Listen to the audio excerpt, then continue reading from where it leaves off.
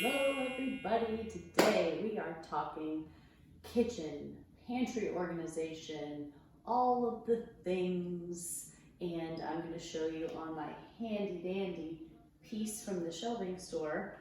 Also, I'm going to talk about how these bad boys can save you in your many various spaces with kitchen and pantry organization, and any kind of organization. So, pantry organization. Number one thing, you gotta get it all out. You gotta take it all out. I've said this a million times, but I mean, it's just, there's no other way. You gotta empty your space, and you have to check the date on everything. And my personal favorite is, oh, I just went through the dates. I just checked a couple months ago, and I'm like, so why is this from 2017? Also, even if you feel like you just checked, it was probably a couple years ago. It was just such an intensive and obnoxious experience that you put it in your brain as if it was many years ago. Or as if it was recently, but it was a long time ago. I say all that to say, check your dates. Throw out all the stuff. Even if it's something that, like, my favorite is when folks, and sometimes they need to know what to replace, but sometimes they want to make a list of all of the expired items. If you didn't use it in 5 years, you don't need to buy it again. Sometimes things are expired just because we don't know, or for example, condiments, a lot of times they're near their expiration date when they're being sold. But many items you find that are expired, it's because you didn't use it. You want it to be gluten-free, good for you, you're not, right? So let go of all the gluten-free baking goods. If you get in a zone again, you can always buy it again. Totally anti-waste, but get rid of your expired items. Then you know what you really have, what you really want, what you really use, so those items aren't getting stuck behind the stuff that you don't use. So take it all out, trash your expired, and then dedicate zones. For example, let's see, in mine, I keep baking at the very top because I don't bake very often and I don't want it to infiltrate with the stuff that I really need to get to. And put stuff for the kids, like if they're making their own lunches, for example, at their level so they can get it. Put their to-go snacks down low. I like to keep a little clear bin with little single-serve to-go snacks. And then you can keep the rest of the stuff higher. Mommy, daddy snacks or family snacks, like a mid-level one where everyone can reach it, but you know, not too high, not too low. You don't want to bend over when you get those chips. So you categorize, you create your zones, you put everything together, and you have to contain them. Categorize, contain, label. If you don't contain, when you come home and you're tired and you grab a drink, you're just, who knows what's gonna happen. That was a bad example because a drink, you're one and done. But let's see, it's an early morning, it's 5 a.m., you're tired, you go make bagels, and then you're like, ugh, whatever, right? We all do it, the best of us do it. So you need it to be contained so that won't happen. Otherwise, it's just gonna go wherever and then all your work will be lost. So many people tell me they organize over and over and over and they don't know why it won't stay that way. Bins is the #1 reason why it won't stay that way. Labels, another good reason it won't stay that way. Because you're gonna forget, or your husband's gonna be like, well, it wasn't labeled, how was I supposed to know? Or you move things around, right? So you have to label it. It can be the nice acrylic with, you know, custom fonts, or it can be just like, I have a very basic label maker. You could even just write it on a chalk sticker, like a pack of chalk stickers for 50 cents. You can do whatever for labels. I can give you any tips on that. It doesn't have to be expensive, but that is the cherry on top as far as making it pretty. Like, it's this, I love this. And then it matches the teal. So anyway, that's pantry. Categorize, contain, label, and if you're going to really go for it, you have to measure and make a space plan before you do your shopping. You can go to TJ Maxx and see how that goes for you, but I have heard story after story of how that didn't work for people. I've never heard someone say, I outfitted my pantry perfectly from one trip to TJ Maxx. And it's nothing against TJ Maxx at all, but you have to plan, you have to know what your space is, you have to know how many you'll need of something. And the problem is if you don't, when you go back to TJ Maxx, or if your space changes or your needs change, when you go back to a place like that, they're out of what you need. So it's nice to do Container Store, brands that you know and love, like for me, End Design, where I know they're going to have the same things consistently to come back to. Another thing that you need to know about is shelving.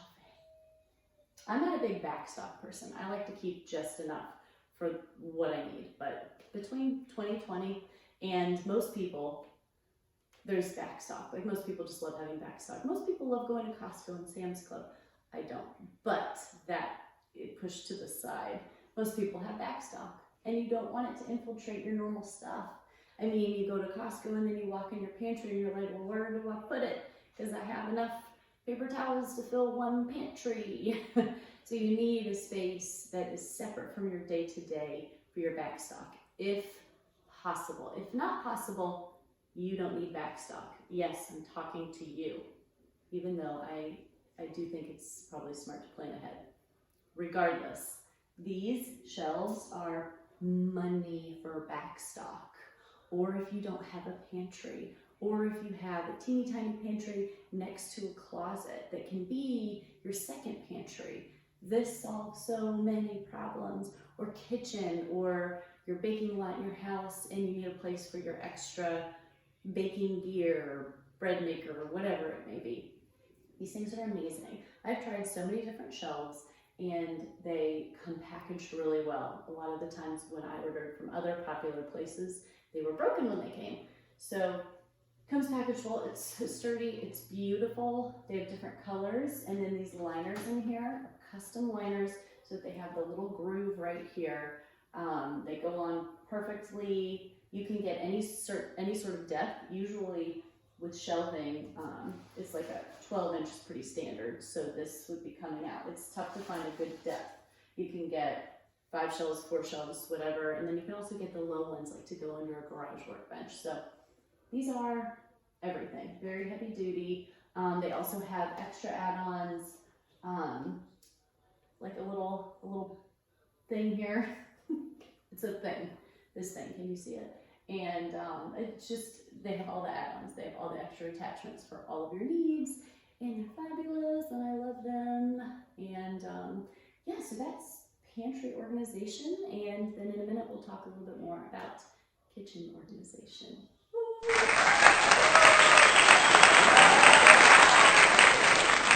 And we're back, and we are talking kitchen organization this time. Again, let me just start. Let me lead with the whole shelving thing. So this is great if you need extra space, if you live in a small space, or if you do some sort of commercial work in your home or in a commercial space. Also, I hear so many times, where do I put the air fryer? No space fits my air fryer. This space fits your air fryer. So, one tip I like to give with kitchen appliances, whether they're in your pantry, on shelving, in your cabinets, have a bin for the accessories. So for example, I know this says snacks on it, but for example, the Instant Pot accessories, the yogurt maker, the thing that pulls stuff out, whatever it is you may use, the liners, put them in a bin, either vertically under it, or you could put them, sometimes I'll do like a nice clear bin to the side of it. So keep your accessories close. Don't keep them in it because that just doesn't work. And it's annoying when you want to go get it. And usually most people don't use the accessories, right?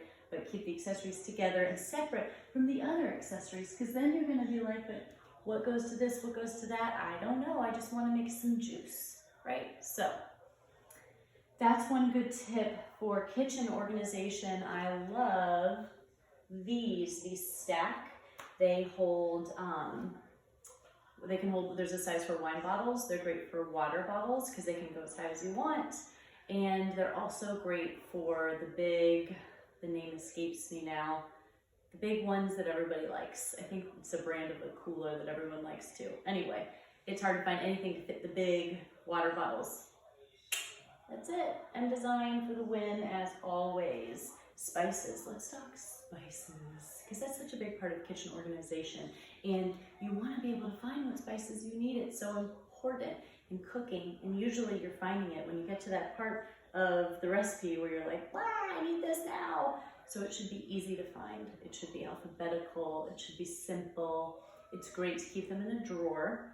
I love doing that. Also, no matter how many times you've checked your spices, you have expired spices. So check them again. In the drawers or not, I love matching bottles, like spice jars. I have bought the same kind. I haven't upgraded myself to matching ones yet. I will. So if they are in a cabinet, I love the Lazy Susans. And so then you can just go alphabetically around, you know exactly what you're looking for. Matching, spinning. One of the bottles I love is the Neat Method. They have their own spice jars, but either way, find them on Amazon. I can send you a link. So spices need to be easily accessible. Another big kitchen tip for me is put the lids on. Will it take up a little more space? Maybe. Will it change your life? Yes. Do you have a lot of lids and bottoms that don't match? Yes. Will you ever find the matching piece? No, you won't. So get rid of the things that don't match. Start fresh. I love these glass ones. I've had them for years. Sometimes the sides are a little sticky, but I mean, I love it. They're great in the microwave, freezer, refrigerator. I like them, and it lends itself to not wasting. So I always put the lid on. It's just so easy. It saves so much drama. If you are really set against that, there are some really nice pieces that can hold your lids. So that's one thing I like. It's good to set up a station in your kitchen for whatever it is you need to do. So like if you go to work and you make your lunch every day, have a station with all the things ready. I used to always use these for, we called them, I think, Lunchables for my husband. I'd set up all the little different things in there. So having that ready and having it near the foods that I would put in there every morning was great. So same for kids, you could have like their cups and their lunch boxes and all of that really close together. Sometimes it's in a drawer. A lot of parents like to leave the little notes too. So I'll have a drawer with, guys, can you please keep it down? Mom life. A drawer with like the little notes that they leave to their kids in Ziploc bags all together. So just have everything close together. When you're doing your kitchen, keep in mind too, proximity to your dishwasher. So you don't need your spices to be next to your dishwasher, but it would be helpful if your dishes were, because they are going from your dishwasher to away. So keep thinking of things like that. Another thing I love for big flat items is the little pegs, like the racks, peg racks, where you can file in your baking pans or whatever it may be. I believe that's all of my major kitchen tips. Thank you for joining me. Big thank you to the Shelving Store for being amazing and having this stuff. I love it so much. Have a good day.